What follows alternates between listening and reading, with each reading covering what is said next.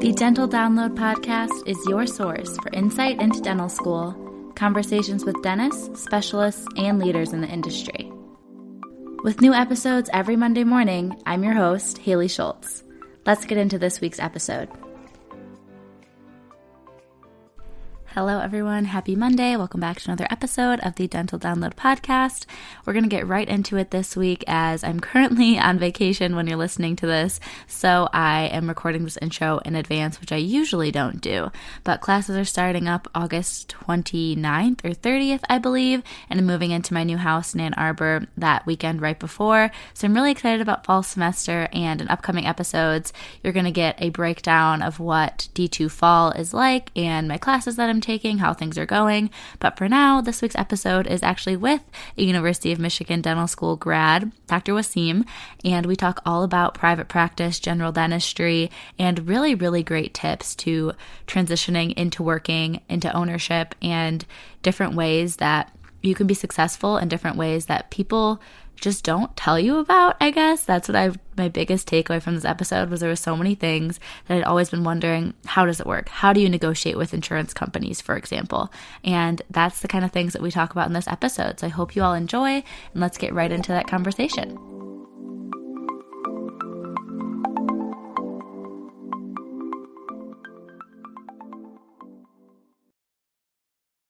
Want to make a podcast? Spotify's got a platform that lets you make one super easily and then distribute it everywhere and even earn money, all in one place for free.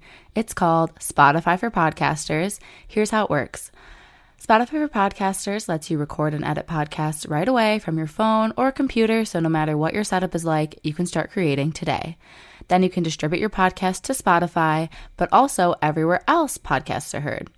Video podcasts are also available, and you can earn money in a variety of ways, including ads and podcast subscriptions. Did I mention it is totally free, no catch? I've been using Spotify for Podcasters since the very beginning of my show, and now we're nearing our 200th episode, so I can definitely say it's an easy platform, and I've really loved using it. So be sure to download the Spotify for Podcasters app or go to www.spotify.com/podcasters to get started.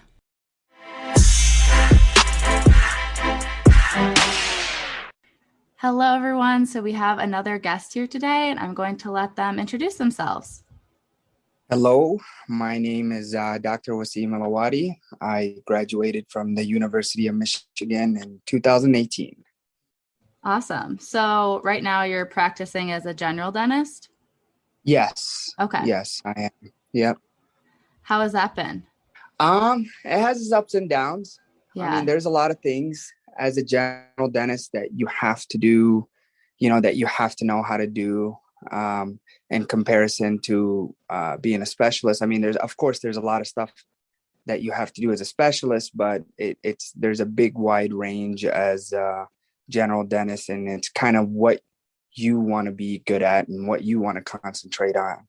So yeah, it has its ups and downs. Some days you feel like a king or a queen, and then some days you just, you got to work on some things. When did you open up your practice after graduating in 2018? So I practiced as an associate for, I want to say about a year, give or take. And then I opened up my practice in August of 2019. Okay. So fairly recently, considering the little bit of shutdown and everything weird that's been going on. Yeah. That was definitely a big headache, to open through when you're just starting out. But we got through it. It's okay. Did you have any good guidance from anything specific when you were starting up your practice, or did you just pick up information from all different sources? So honestly, I have a really good group that we've been kind of best friends since dental school. And we all pretty much opened up our own offices, I want to say a year or 2 years right out of school. We kind of helped each other out. The first person that opened an office, I want to say it was Dr. Mahmoud Farhat and Dr. Mike Sessi. and they went through the process, and then they kind of helped me through the process. So it was really just us kind of, bouncing off ideas and going for it.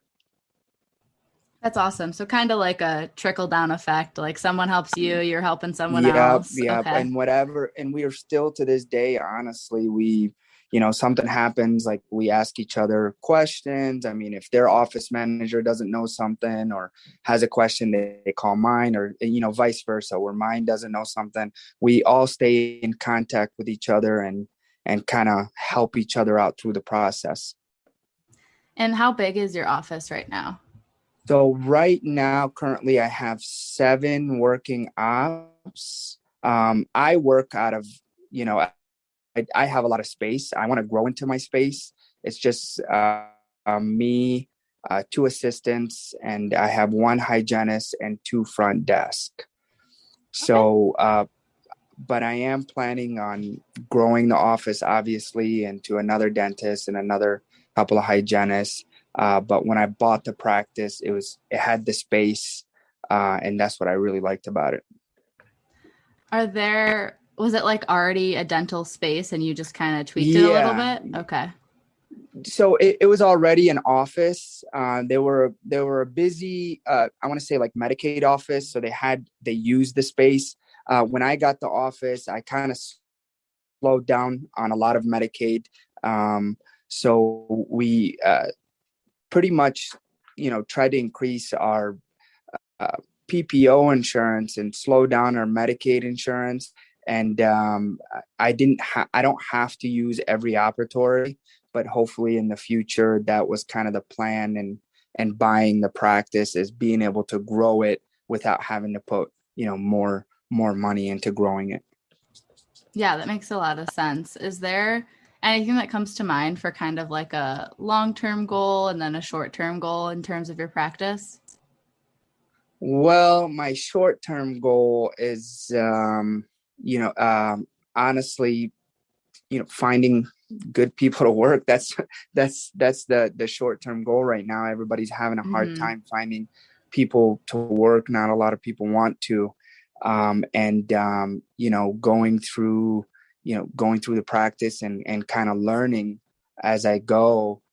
It's still a learning process. Long-term goal, I kind of went into it a little bit. I do want to hire another associate and hopefully grow my hygiene and get another hygienist and another assistant to kind of utilize all the space that I have. Is there like a certain type of procedure? Like, are you doing mostly restorative cases or do you do some more specialty procedures? So I do a lot of restorative. That's kind of my main. I am doing a good amount of endo now. In the beginning, obviously, when you're first coming out, and that's kind of the ups and downs, right? When you're first starting out, if you go my route, where you buy your own office and you're the only dentist, you really don't have much of a support system. And compared to, say, for example, that someone gets out and just becomes an associate and works under a doctor that's had a ton of experience. So they go and try, procedures out that they think they can do. And then if they get stuck, they have, someone there to lean on. In that sense, in the beginning, I was referring a good amount of procedures, just because I wasn't fully comfortable with them yet. But as time goes, obviously you get better and you practice more and you make sure that you're giving your patient, the best treatment. I want to say I do more restorative and I am doing more endo. So your basic bread and butter. I do love to do cosmetic cases, but those are definitely a little harder to build up as a newer dentist. For just getting comfortable with some of these procedures that you're talking about, did you find that was mostly through practice and repetition as an associate or just Yeah. taking more CE? So honestly, I built a really good relationship with my endodontist. He was actually a good friend of mine that went through school. We kind of went through school together, and he ended up opening up a practice only 8 minutes away from me. So in the beginning, I did refer to him a lot, and I still do refer a lot of endo. There's not I if I feel like I can't do this to my best, or if I feel like, hey, there's something that doesn't look right with this tooth, I still refer it out to endo.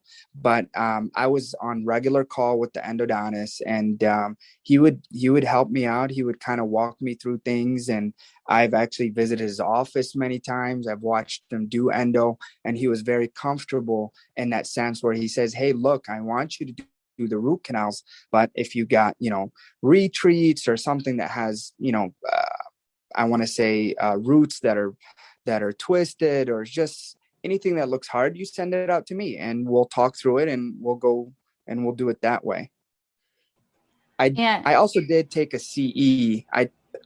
In the beginning, it did help a little bit, but honestly, when it comes down to it, it's you got to put your hands on it. You got to be in there. You got to watch someone do it, and that's how you get better.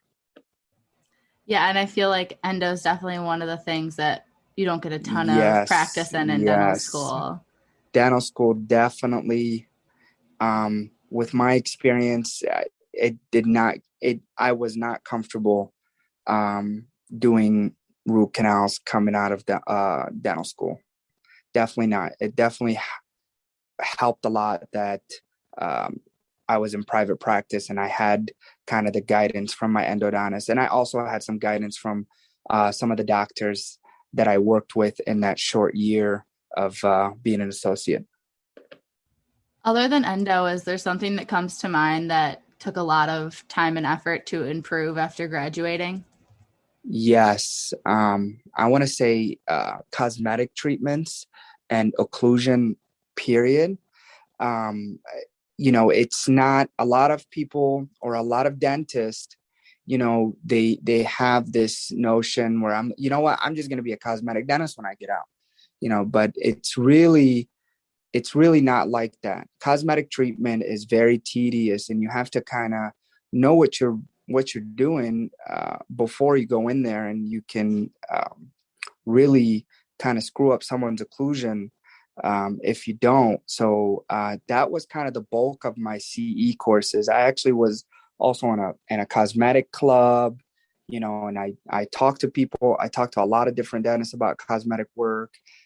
We also, and our close friends group, um, we also talk about it as well, and we try to help each other out into doing better cosmetic procedures, and also choosing the right labs, and kind of going from there.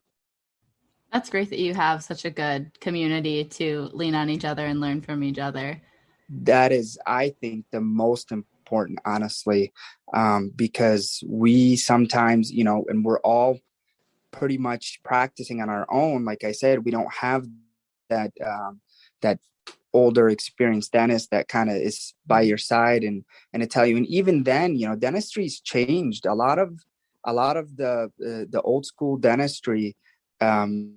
You might not even agree with when you come out of school, and if some of the seasoned dentists kind of tell you to do something, you're going to be like, well, I learned differently.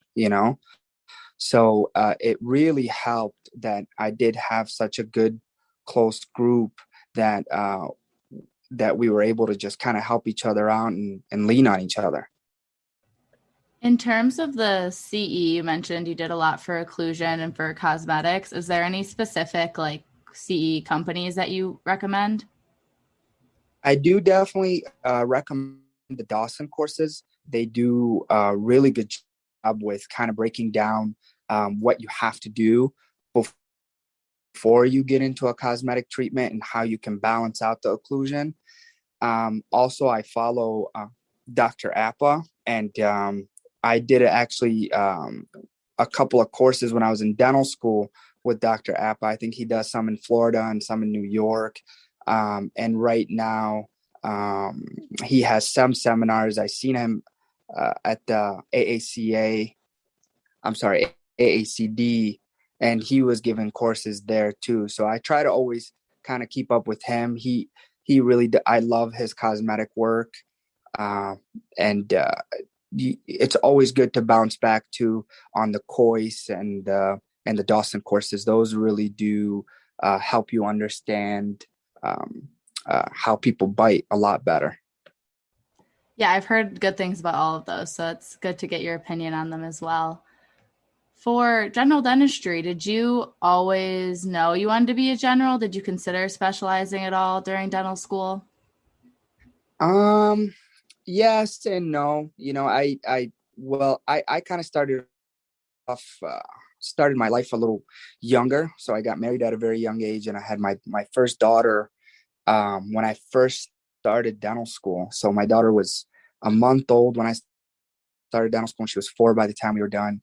I wanted to specialize, but I really liked general dentistry, and I just wanted to kind of be a dentist already, and kind of get to work and become a practice owner. So for to answer your question, yes, I always kind of knew that I wanted to be a general dentist. And you brought up your family, so that could be a good time to talk about balance and making everything work. First, do you want to talk about how you managed having a child while you were in dental school? Yeah, so it's a funny story because actually my wife at the time, a year later, started PA school. Wow. So she was in PA school and I was in dental school, and my daughter was about a year old. And at the time, it really worked for us because I was more of a night kind of guy where I just studied late at night. That was just how I always was. I'm not saying that's a good way, but I studied late at night and she studied early in the morning. So I would just, watch my daughter in the morning and be with her in the morning. And then when came nighttime, she would be with her and I would just study. And if she woke up early in the morning, I'd already be up by then. So it kind of worked out in a sense. It was rough, but I think because of my study style and the way my wife studied, it ended up working out. And now that you're working and you have your actual patients and all of that, but then you have to stick around and take care of the business end of things, how are you prioritizing like your personal life and taking care of yourself? Yeah, that's still something I'm honestly trying to figure out. I have two girls now, so it definitely it's definitely a balance. You have to work, and then you also you want to spend time with your family and be there.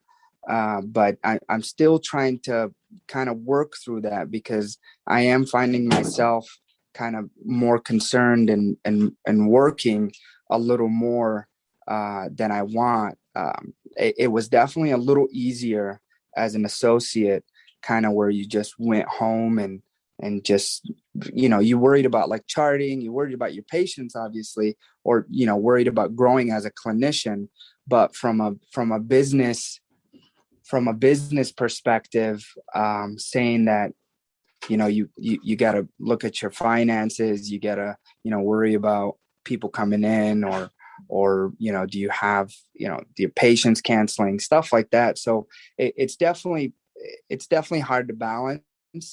I've been trying to kind of leave all my work until like the girls go to sleep, or I wake up super early to try to get some work done ahead of time. And then when I come home, I'm just home and I'm not doing anything else. Yeah, that makes sense. And I'm like you said, it's always going to be new adjustments and doing the best that you can. And hopefully, once your practice continues to grow, it won't need as much Yes, attention. yes, But yeah, definitely. But and that's one of the main reasons. Also, it's just trying to get through this kind of hard time of worrying about people coming in, and it's a weird time, honestly. I can't explain it. I was a lot more relaxed before the pandemic, and then once the pandemic hit, it came with a lot of different stresses that I wasn't ready for. that kind of leads into one of the next things I was going to ask. But What's something that you wish you knew about practicing or practice ownership more specifically before you got into it? Um, I, I wish I knew, more. I wish we would have got a better course or better courses in dental school about the business part of it. I've always been in business, even before dental school, but it's definitely a lot different. I wish I knew more about insurances and like how to deal with insurance, because insurance itself is a headache. I wish we would have had something in dental school that kind of taught us more of an insurance and a practice management. I know we did like one course, but I don't think it was really um, uh, concentrated on as much as needed, especially if you're ambitious enough to want to get out and own your own practice right away. Yeah, you mentioned something there about the insurances, and you also talked about how you were trying to move away from doing as many Medicaid procedures once you got your current practice. How did you go about navigating which insurances you were going to accept and kind of transitioning that patient base? So at first, you want to get credited. You want to start working. So when you first buy an office, what's going to happen, or when you first start working as an associate, you're not going to get paid right away. You're not going to get paid by insurance right away. You have to get accredited with every insurance, and that happens for every office you go into. Even though you just got accredited for, say, Delta and Royal Oak, and another office, somewhere else in another city, you're going to have to get accredited again. So every office you walk into, that process starts over. So when I first got in here, I was just getting accredited for everything that the office took, because in the beginning you want to keep things the same. You really don't want to change too much with your office, for staff base and for insurance wise, just because you want to keep that flow going.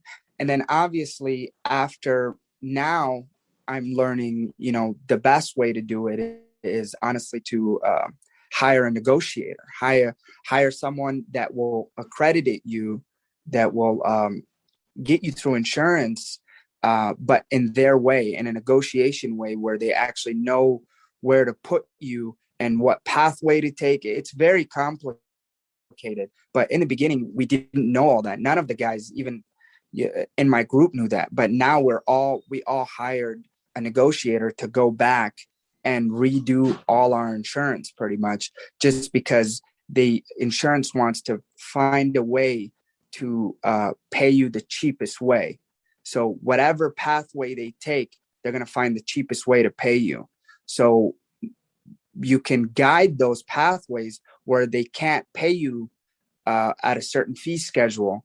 So now we're learning more about insurance, but in the beginning, I didn't know any of this. So I definitely was with every insurance. And now that I'm learning, okay, this insurance doesn't pay on time, or this insurance doesn't do what I want it to do. So we're kind of starting to have to drop some of these insurances and kind of concentrate on a few that actually, want to work with the provider. And these negotiators, are they lawyers or are they like other practice No, managers? there's Like, companies. okay. Yeah. They're companies. Like there's something called like Unlock the PPO. The company I'm working with right now is called Strategic Solutions. And what they do is they go in there and they look through your insurance, and they kind of break down what fee schedules being put where, and they can take out a fee schedule, put you in a different fee schedule. So it's kind of cool.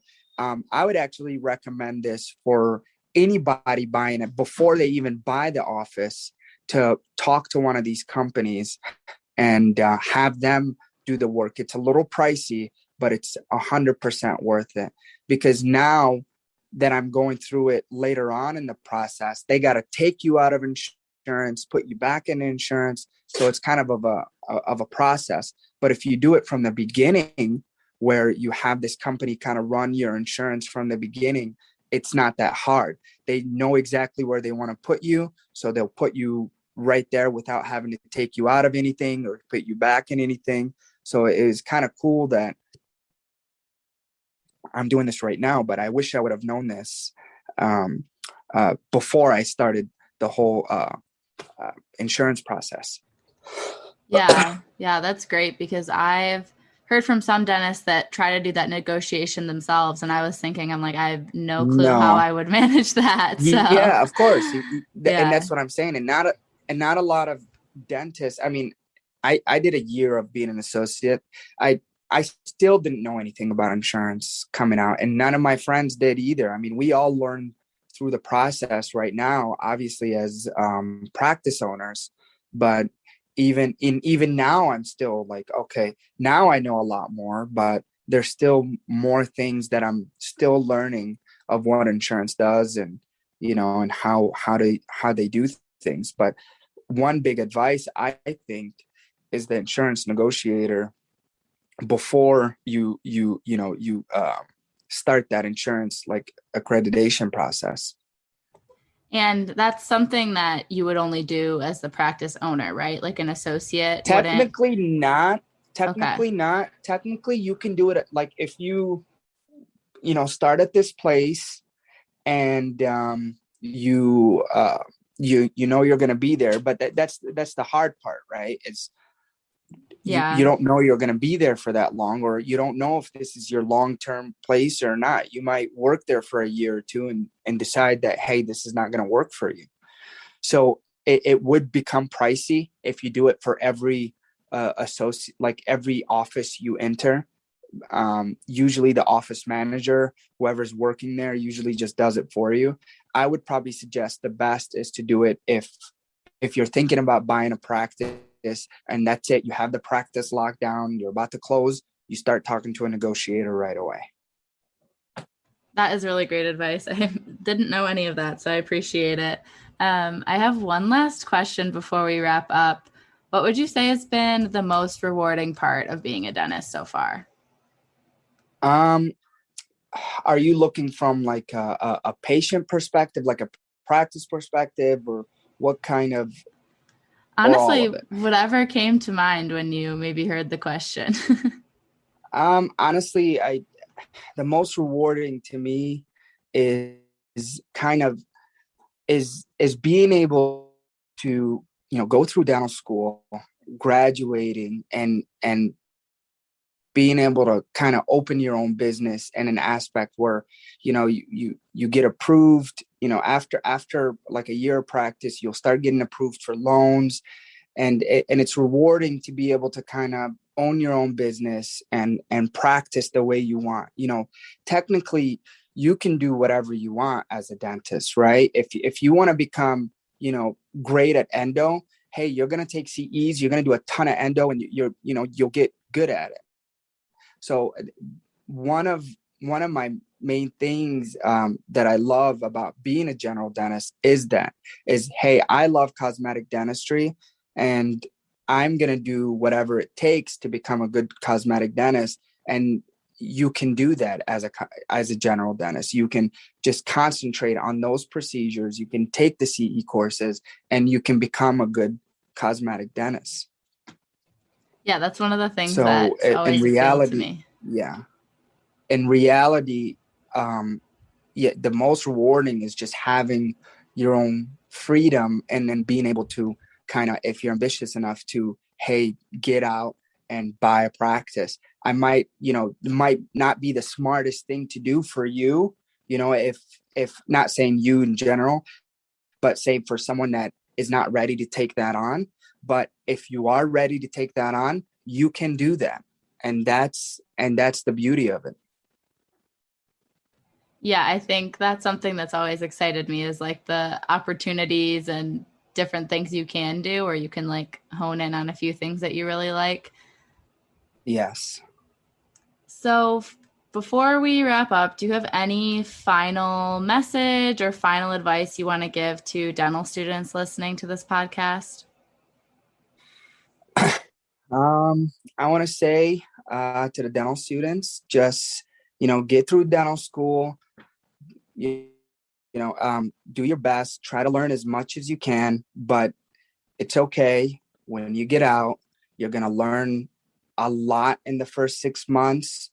You're going to find out things that you might like about dentistry, you might not like about dentistry. Just be patient. And dental school is just really a short time of your life compared to the career you have ahead. And just don't worry, and just go with it, and learn as much as you can, and you'll be fine. Thank you so much for that. And thank you so much for your time today. I feel like I learned so much and very appreciative to have you. Awesome. Thank you so much. And I'm so glad you called me. All right, that is the end of this week's episode. Next week, we'll be joined with Madison. She is a longtime dental assistant. After high school, she became a dental assistant, worked for several years to figure out if she really wanted to be in the dental field at all, because she'd always been interested in it. So we get her advice on kind of the options if you know you're interested in dentistry, but you don't want to make the plunge into undergrad, dental school, all of those things, because it is pretty expensive. And now she has came full circle and decided, yes, she wants to be a dentist. So she's starting up her undergrad classes and then eventually going to apply to dental school.